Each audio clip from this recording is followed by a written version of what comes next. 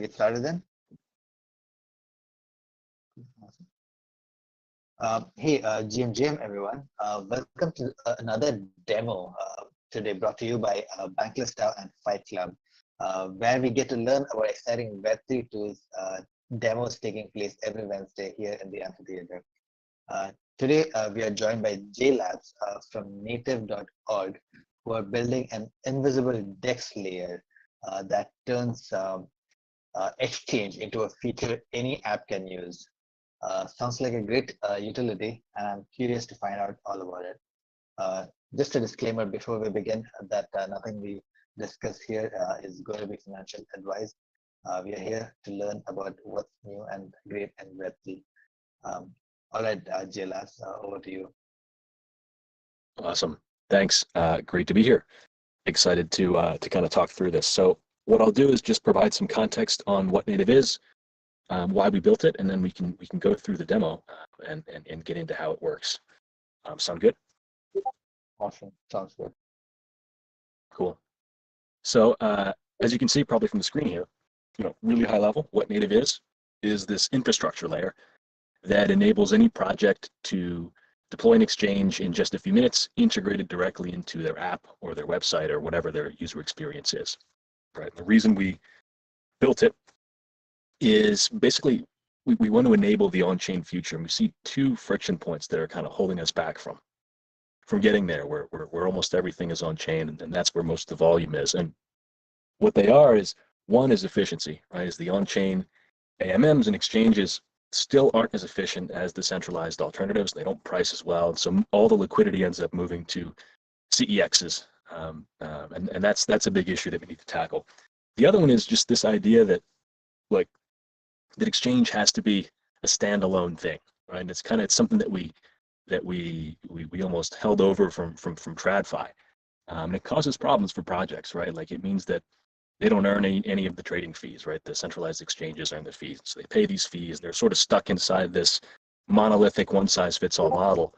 They don't get to customize and really own it, right? So that's another thing. We think crypto really uniquely enables us to make this stuff modular. So exchange can be a feature. It can be something that any app integrates in just a few minutes, and that lets them, earn their own fees, be super efficient, and be more successful, right? So really high level, that's what native is, and those are the problems that we're trying to solve. We're trying to connect projects with liquidity, with revenue, and make it really, really easy for them to build the stuff that's going to attract the next billion users. So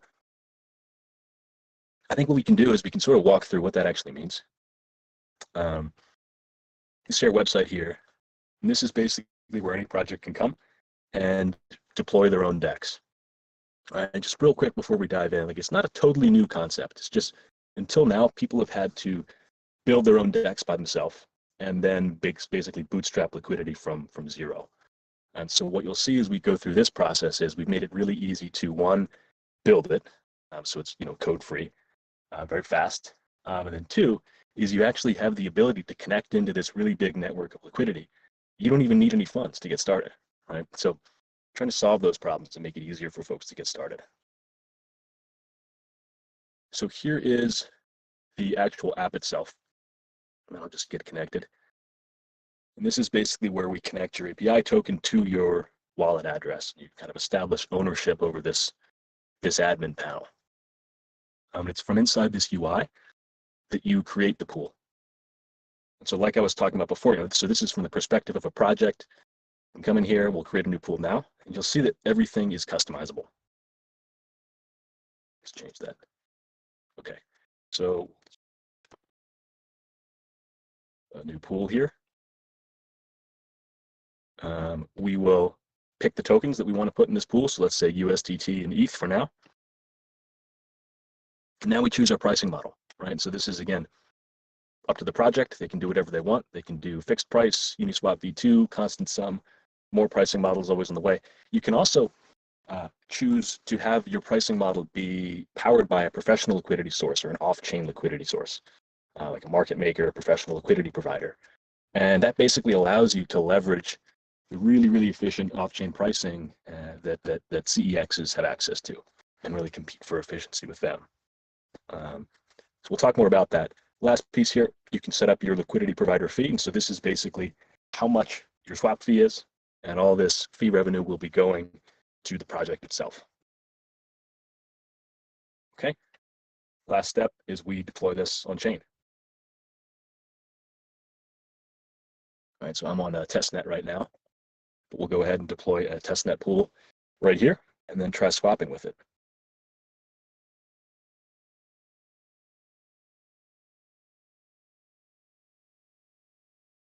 Any questions while we wait for these transactions to confirm? Just like what kind of projects do you expect to use this? Yeah, so right now where we're seeing the most interest is gaming and consumer-facing apps, and then sort of DeFi projects like lending protocols and stablecoins. I think the reason for that is for the consumer-facing apps, they really care about UX. And so the idea is that you bring somebody into your app, they say they want to use it, and maybe tokens are a part of that. You don't want to have to send them away to buy the tokens and then bring them back later. It adds a lot of friction, and you're going to lose users that way. So they want to have a fully integrated experience where, you know, their players and their users can do everything they need to do directly inside of that app. For the stable coins and the DeFi, I think it comes down to the off-chain liquidity sources, which we can talk more about later.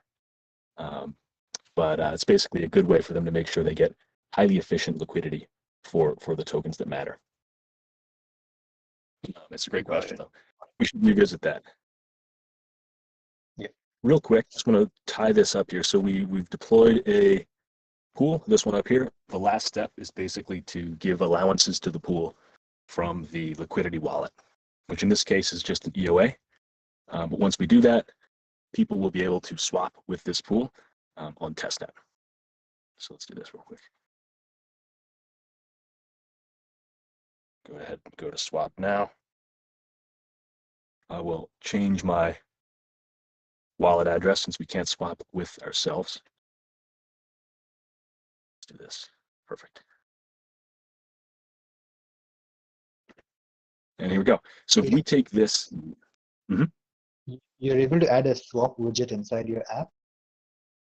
Exactly. And so what we just did in, I don't know, 5 minutes is we created a swap, and now we can copy this code, paste that into a website, and it'll be fully functional, ready to go. Super. Amazing. Yeah. Yeah, so that's what it's all about.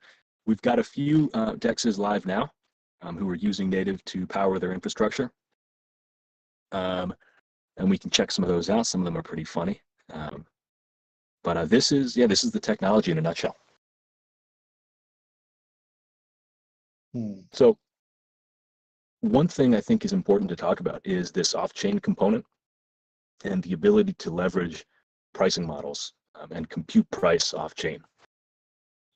Is sort of a little bit of something we're seeing more of, but still pretty new and pretty frontier within crypto. But what it means is that instead of computing how much you have to pay for something with constant function, like with a math problem, so x times y equals k, you move that computation off chain. Almost like rollups is a good mental model where you move computation off chain or to a smaller chain to increase efficiency. You kind of do the part that matters on chain. With what native allows you to do is move price computation off chain, have another party compute that, determine which price they can offer, and then pass that back on chain with an RFQ model, which is a cryptographically signed quote. We'll sell you X of this asset at Y price, right? And then users can accept that, and when they do, it's locked in. It settles in a permissionless way, and there's full self-custody. So basically, you move that computation off chain, you get a more efficient result, and the part that matters stays on chain. Right. So that's the mental model that we use to think about it. The reason we think that's important is it unlocks a new level of efficiency. It basically lets the decentralized exchange world compete with the centralized exchange world in terms of efficiency. That make sense? Got it. Yeah.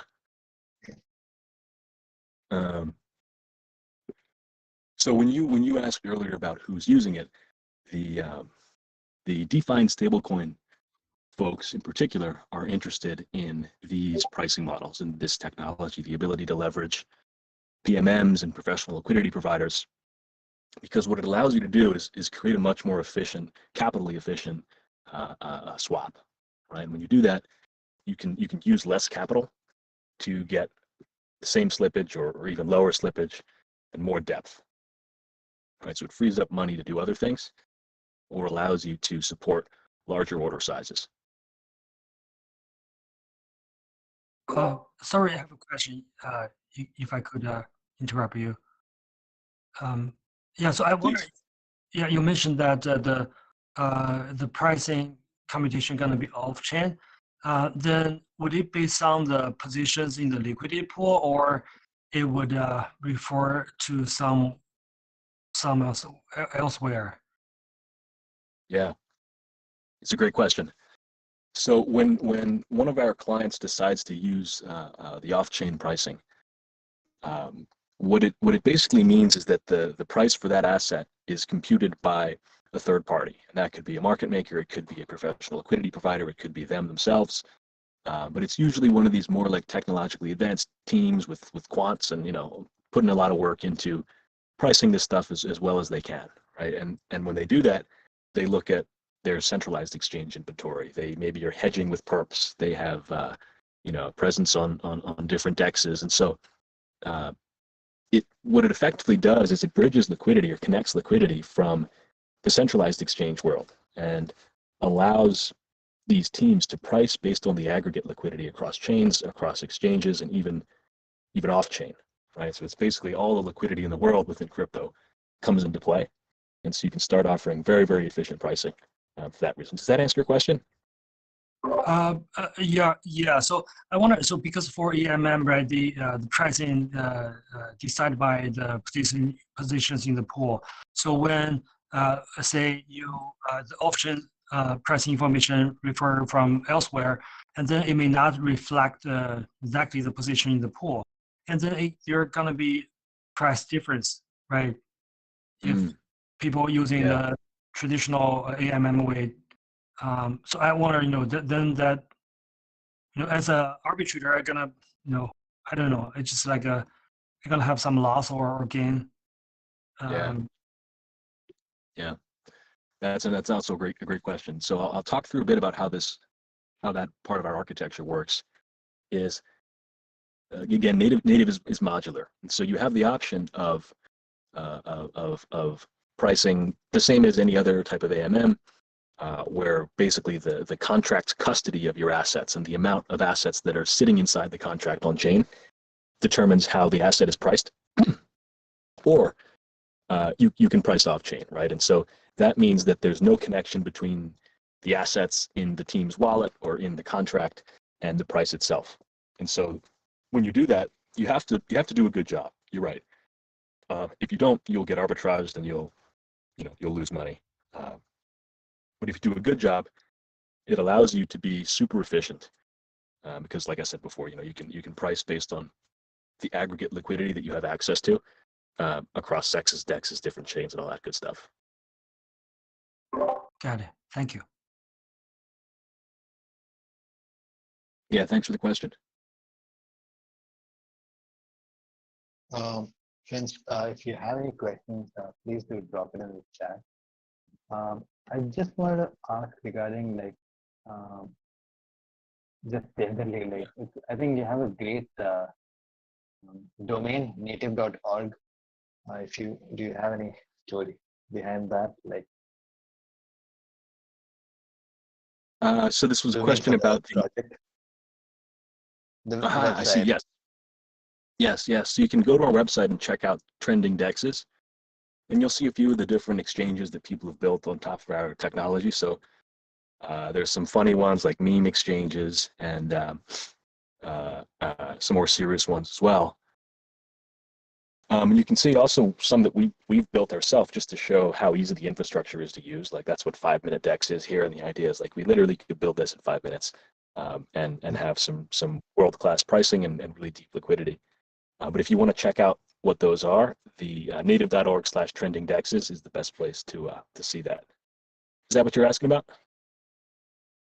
That is great information. I'm going to look at that. I was just asking about the domain in general, native.org. I think it's a great domain. Yes, thank you. Yeah, we're not going to rank on SEO anytime soon, but it is a nice domain, isn't it? Yes, yes. Since when has the project been in development? Could you say it again? Since how long has the project been in development? Oh yeah, so sorry, I'll give you some more context on us and the team behind it. So I'm Jay Labs, I'm the co-founder and CEO. We've been working on this for about 9 months. I think the first line of code was written in September, October. And we officially came to market and unveiled it in East Denver in March, and just recently opened it up out of the private beta to anyone to use it as kind of an official launch at the beginning of April.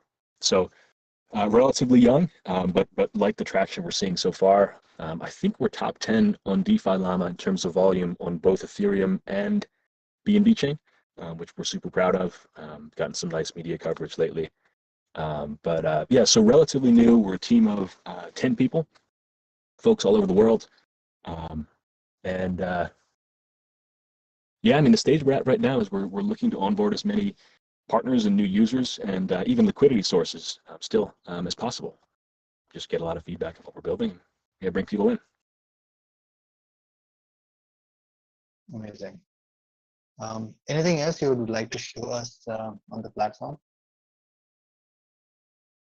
I think the last thing that I'll leave you with is that we are running a trading competition. So people want to get to know it more and try it out and potentially qualify for some rewards. The details are on the website, and you know, I'd love to see some of the community participating. Other than that, I mean, if people want to try it out and stand it up, it's totally free to use. We don't charge any fees to projects at all. So anyone here could go ahead and deploy their own DEX, and they could even have liquidity there from one of our various liquidity sources. And basically all you'd have to do and all you have to pay is the gas to deploy. So yeah, I'll leave you with that. Awesome. Just curious, like, what would be the business model for the project? Yeah. If it's free for you, yeah. Yeah. So for us, the various different sources of liquidity pay us kind of a referral fee or a small fee in exchange for the order flow. And then we route based on the best price. And so basically, whoever has the best price pays us a little bit for the privilege of filling orders for our users. Got it. Just one more call if anybody have any questions. But we'll be sharing this in the treasury channels and we'll be referring the project to others. Thank you so much, GA Labs. I think this looks great, and thank you for joining us here in BanklessDAO and showing us a demo of Native. Thank you. My pleasure. Thanks, folks. Everybody who joined, thank you for joining us. This has been a weekly demo at BanklessDAO. And the recording for this is available on the Fight Club YouTube channel. Thank you very much. Have a good day, everyone.